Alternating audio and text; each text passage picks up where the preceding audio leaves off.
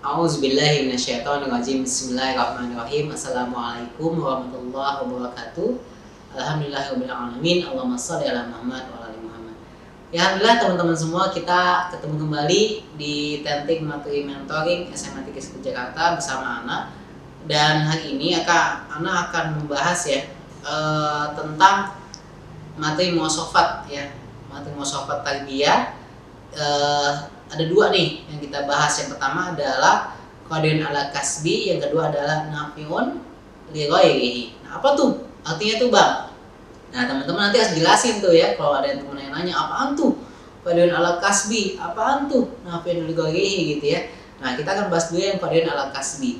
Jadi qadiyun ala kasbi maksudnya adalah dia itu mandiri secara ekonomi, secara finansial gitu ya. Jadi manusia menjadi muslim, menjadi muslimah yang punya kemandirian secara harta, kemandirian secara ekonomi, kemandirian secara finansial. Nah, lalu di sini materinya diawali dengan kenapa harus mandiri secara finansial, kenapa dan sejak kapan harus mandiri secara finansial. Nah, karena ini materi sekali lagi Anda sering banget nyampein ya, kalau materi ini, satu materi itu diawali dengan pertanyaan, maka teman-teman pun sebagai mentor menyampaikan ini dengan pertanyaan, dan teman-teman juga harus paham nih ya.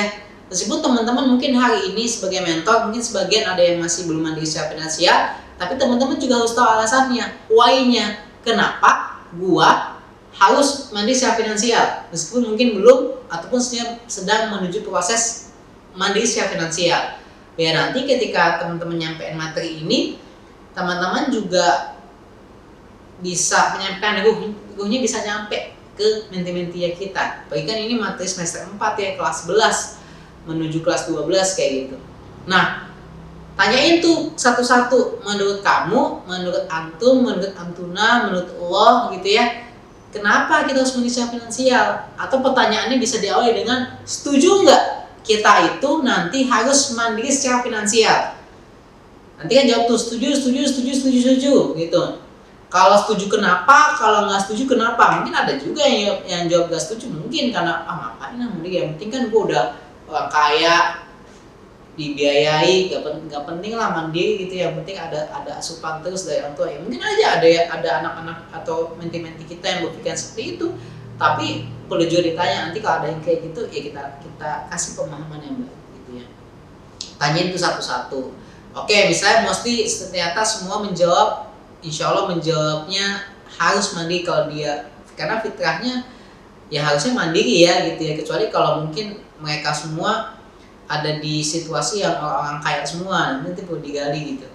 Tapi sebelum nyampein materi ini, teman-teman juga nanti harus tahu ya, maksudnya kondisi ekonomi mereka seperti apa. Karena kondisi ekonomi mereka pasti juga akan membentuk mindset mereka dari awal seperti apa tentang materi ini gitu ya. Tanyain tuh, kenapa harus mandiri secara finansial gitu ya. Nanti kita jawab, kenapa harus mandiri secara finansial? Karena gini teman-teman, ini akan balik lagi reverse ke surat Al-Taubah, surat At-Taubah ayat 41. Ya Allah bilang di situ, A'udzubillahi minasyaitonirrajim. Bismillahirrahmanirrahim. Infil khifafau wasiqala wajahidu bi amwalikum wa anfusikum fi sabilillah dzalikum khairul lakum in kuntum ta'lamun. Hai orang beriman, bersegala kamu untuk menyeru panggilan Allah SWT, bisa kamu untuk datang kepada panggilan Allah SWT dengan rasa ringan maupun berat, dengan harta dan jiwamu. Sungguh itu lebih baik bagimu jika engkau mengetahui. Ternyata di sini penekanannya di surat At-Taubah itu surat tentang ruhul istijabah, surat tentang bersegera dalam menyebut seruan dakwah gitu kan. Ini anak-anak kalian semua nih yang kasih materi ini kan gitu ya. Maka ternyata di ayat itu Allah bilang harta dulu baru jiwa, teman-teman semua. Menandakan bahwa ternyata harta kita itu menjadi hal yang wajib kita upayakan. Agar apa? Agar dakwah ini bisa lancar terurus teman-teman semua. Bayangkan kalau misalnya kita hari ini teman-teman, kita aktivis dakwah, tapi kita tidak mandiri secara finansial kita teman-teman semua. Gimana akhirnya dakwah ini mau jalan? Atau oke lah, misalnya hari ini kita masih dibiayai sama orang tua, mungkin masih dikasih jalan sama orang tua, tapi bagaimana akhirnya kita bisa berdakwah dengan optimal kalau ternyata uang yang dikasih sama orang tua kita ternyata tidak bisa kita kelola dengan baik. Jadi teman-teman sebelum masuk ke mandiri secara finansial adalah oke, ini kan ada dua case ya. Kalau misalnya dia terlepas dia mandiri secara finansial atau belum mandiri secara finansial, dan artian dia belum punya pemasukan sendiri, sebenarnya nanti yang teman-teman tekankan di adik-adik ini adalah bagaimana akhirnya bisa mandiri menggunakan harta mereka, mandiri dalam menggunakan uang-uang yang dikasih sama orang tua mereka ataupun sama keluarga mereka teman-teman semua. Karena ini penting, karena mindset ini penting gitu teman-teman. Kalau misalnya kita gitu ya, kita hari ini masih biasa sama orang tua, tapi kita menggunakan uang orang tua kita itu untuk hambur-hamburan doang, tidak ada jatah buat sedekah, tidak ada jatah untuk hal-hal yang kebaikan gitu ya. Ya nanti ketika dia pun sudah punya uang sendiri, pasti uangnya juga akan dipakai dengan hal yang nggak baik juga teman-teman. Maka sebenarnya nanti ke anak-anak, ke adik-adik kita yang dilatih di awal adalah bukan soal tentang bagaimana mereka bisa cari uang. Kadang-kadang mungkin mereka hari ini masih sekolah dan sebagainya, tapi bagaimana mereka bisa mandiri secara pengelolaan uangnya. Mereka tahu nih, uang misalnya gue dikasih jajan 1 bulan itu misalnya berapa ratus ribu, tahu tuh gimana buat sedekahnya berapa persen, buat ini berapa persen, segala macamnya teman-teman. Sehingga akhirnya tujuan dari materi ini adalah juga mandiri secara finansial adalah mereka bisa bebas dari mindset konsumtif sebenarnya.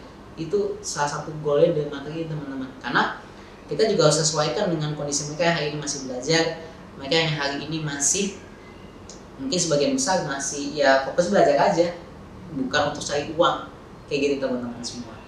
Tapi mindset entrepreneurnya, mindset gua tuh harus mandiri, baik pengelolaan uangnya, mandiri dalam nanti cari uang juga ketika mereka sudah mampu untuk cari uang, itu juga harus ditanamkan di mindset mereka, baik itu ikhwan maupun akhwat kayak gitu.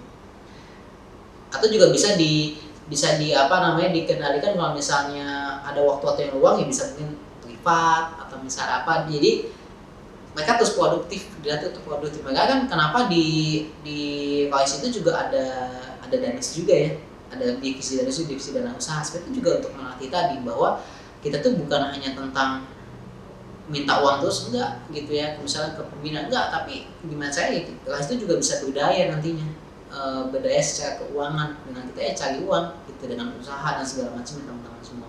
Nah, walaupun ini sebenarnya tadi fokusnya juga secara pribadi ya sebenarnya materi ini gitu, dan juga nanti secara kolektif. Lalu setelah itu teman-teman sejak kapan harus mulai mandiri secara finansial? Sebenarnya teman-teman kalau kita merujuk kepada sirah gitu ya, bahwa ketika dia itu sudah balik, maka itu waktunya dia harusnya bisa mulai mandiri secara finansial, harusnya. Karena ketika dia balik, dia kan punya tanggung jawab. Jadi balik itu tuh bukan hanya tentang lu mimpi basah atau yang buat yang ikhwan atau misalnya menstruasi buat yang akhwat, bukan tentang itu doang, bukan hanya tentang perubahan fisik, tapi bagaimana kita itu ketika balik itu dianggap dewasa itu adalah ketika juga sudah mulai mandiri gitu ya. Mulai mandirinya bukan hanya tentang bagaimana bisa cari uang, tapi bagaimana mandiri secara pengelolaan uang, secara mindsetnya teman-teman semua. Makanya di Islam itu tidak ada anak-anak, remaja, dewasa, nggak ada tuh remaja sebenarnya. Langsung ketika anak-anak dia masuk ke masa akil balik, masa dewasa teman-teman semua, yang ketika itu dosanya bukan orang tua lagi yang nanggung, pahala dia bukan dia lagi yang nanggung, bukan orang tua lagi yang nanggung, tapi siapa? Tapi diri kita teman-teman. Kita bertanggung jawab atas pahala dan dosa yang kita lakukan pula SWT teman-teman semua ketika kita sudah akil balik kayak gitu. Jadi kalau ditanya sejak kapan harus mulai mandiri finansial, ya ada akil balik itu idealnya.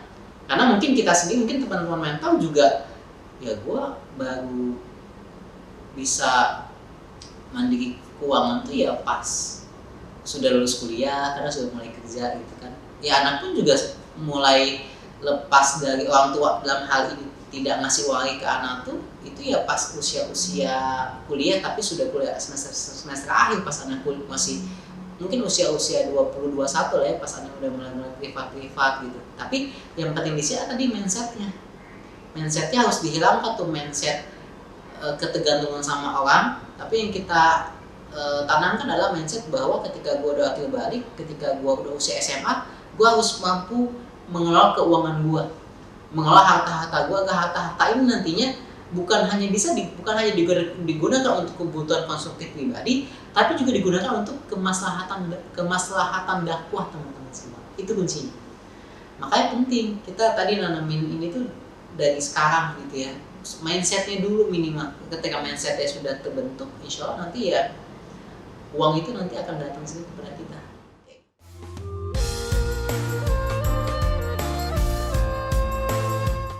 Lalu yang kedua, setelah tadi kita bahas tentang qadirun ala kasbi, yaitu mandiri secara finansial, kita juga akan bahas yang selanjutnya. Ini masuk ke bagian ta'akhir dari musafat tarbiyah, yaitu nafi'un li ghairi, yaitu bermanfaat bagi orang lain. Akan nyambung teman-teman. Ketika kita punya harta, ketika kita punya mandiri secara finansial, dalam hal ini secara harfiah yaitu mandiri punya uang sendiri gitu ya, maka kita akan lebih mudah untuk bermanfaat buat orang lain. Karena begitu banyak teman-teman amalan, termasuk amalan wajib maupun sunnah, yang bisa dikerjakan optimal ketika kita punya harta. Contoh, rukun Islam ada 5. Syahadat, sholat, zakat, puasa, haji. Zakat ini teman-teman butuh uang. Kalau teman-teman gak punya harta, teman-teman gak mungkin bisa zakat. Jadinya apa? Jadi mustahil penerima zakat teman-teman. Padahal goalnya adalah zakat ini rukun Islam ketiga. Kalau antum mau zakat fitrah harus punya uang. Apalagi kalau antum mau zakat mal, mau zakat profesi, ya harus punya uang. Bagaimana kita bisa zakat mal? Kita bisa menyumbang sebanyak-banyaknya harta kita dalam jalan dakwah untuk Islam. Kalau misalnya kita sendiri punya harta, apa yang kita kasih? Haji ini butuh uang teman-teman. Haji butuh uang. Even antum kalau misalnya backpacker tetap butuh uang. Buat pesawatnya segala macam perjalanan. Ya sekarang haji aja bisa dihitung. Bisa berapa puluh juta sampai berapa ratus juta teman-teman haji itu. Ya bagaimana akhirnya kita bisa haji kalau misalnya kita sendiri tidak mengupayakan diri kita untuk mandiri secara finansial teman-teman, balik ke materi yang tadi. Maka ini penting gitu ya, penting dari soal harta. Dan tentang kebermanfaatan tadi, banyak amal-amal yang akhirnya bisa terlaksana kalau kita punya harta. Sedekah ini kan suatu kebermanfaatan, wakaf masjid, atau apalagi bisa sebutin teman-teman nanti ke menti-mentinya apa amal-amal yang akhirnya bisa digunakan dengan harta gitu teman-teman semua. Makanya tadi bermanfaat dengan harta gitu ya, bermanfaat buat orang lain gitu. Ketika teman-teman punya kontrakan misalnya, kontrakannya bisa dipakai buat syura dakwah. Ketika teman-teman punya punya restoran misalnya, ya restorannya bisa akhirnya digunakan untuk tempat makan-makan aktivis dakwah misalnya. Ketika teman-teman punya apalagi punya kamera, ya kamera bisa dipakai buat rekaman. Rekaman video ini kan kalau kita punya kamera, kalau kita nggak bisa beli kamera gimana kita bisa merekam? Gimana rekamannya bisa maksimal? Kayak gitu. Kalau hari ini kita misalnya punya uang untuk beli AC, nyaman ketika kita syura dakwah, ketika kita liko, ketika kita mentoring, itu perlu uang teman-teman. Atau teman-teman bisa wakafin misal apa sejadah gitu ya, gimana caranya bisa wakaf sejadah agar akhir sejadahnya itu bisa dipakai untuk kehusyuan sholat kalau misalnya kita gak punya harta teman-teman kayak gitu. Nah tapi dalam hal ini adalah makanya kenapa materi ini nyambung, karena banyak sekali teman-teman kebermanfaatan kita, bermanfaat bagi orang lain ya, ini itu bisa terukur dengan apa? Dengan harta teman-teman. Makanya kita memang tidak diwajibkan untuk kaya, enggak, tapi berupaya menjadi kaya itu wajib teman-teman. Karena Rasulullah SAW itu kaya teman-teman itu, atau sahabat-sahabat yang lain kita bisa sebutkan Utsman bin Affan misalnya, atau Abdurrahman bin Auf misalnya, mereka kaya teman-teman, dan dengan kekayaan mereka mereka bisa apa? Ngebangun dakwah itu teman-teman, dakwah Islam itu bisa nyampe ke kita teman-teman kayak gitu. Nggak penting tadi ya. Tapi kalau teman-teman nggak punya harta, berarti dengan apa? Dengan ilmunya teman-teman. Tapi nuntut ilmu perlu uang nggak? Nuntut ilmu perlu harta nggak? Perlu teman-teman, minimal ongkos. Teman-teman hari ini mungkin pelatihan apa? Pelatihan public speaking, pelatihan apa misalnya. Ya akhirnya pelatihan itu nanti ketika teman-teman dapat materinya, teman-teman bisa sampaikan ilmu itu ke orang lain. Tapi bagaimana akhirnya kita bisa punya ilmu itu kan itu juga mahal teman-teman, itu butuh dibayar. Atau misalnya kita kasih fisik tenaga ya, tenaga kita jadi apa misalnya gitu ya. Tapi bagaimana kita bisa punya tenaga yang bagus kalau misalnya kita nggak olahraga? Dan hari ini kalau mau olahraga ya kita bisa harus dengan makanan yang sehat juga. Gimana cara bisa makanan sehat kalau misalnya kita punya harta teman-teman? Gimana kita bisa meningkatkan kualitas olahraga kita kalau kita nggak punya alat-alat yang bisa menunjang tubuh kita? Gimana teman-teman? Itu butuh harta juga. Teman-teman suka badminton agak sehat, beli raketnya perlu duit, beli koknya butuh duit teman-teman. Maka penting tadi mandiri secara finansial ini bisa menyebabkan kita bermanfaat dalam segala hal, bermanfaat secara harta, bermanfaat secara ilmu, juga bermanfaat dalam hal tenaga teman-teman. Ya akhirnya kebermanfaatannya akhirnya bisa menjadikan pahala tak terbatas buat kita. Kayak gitu teman-teman semua. Paling itu aja yang bisa Anda sampaikan.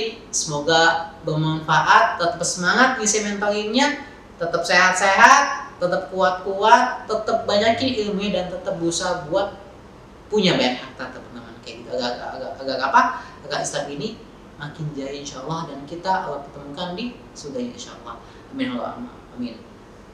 Semangat sekali lagi, jangan pernah ragu teman-teman, karena keraguan dari syaitan, dan Allah yang insyaallah akan teguhkan kita teman-teman ketika kita yakin. Wassalamualaikum warahmatullahi wabarakatuh. Guys, 3-1. Utamakan dakwah, Allah Akbar. Mengarungi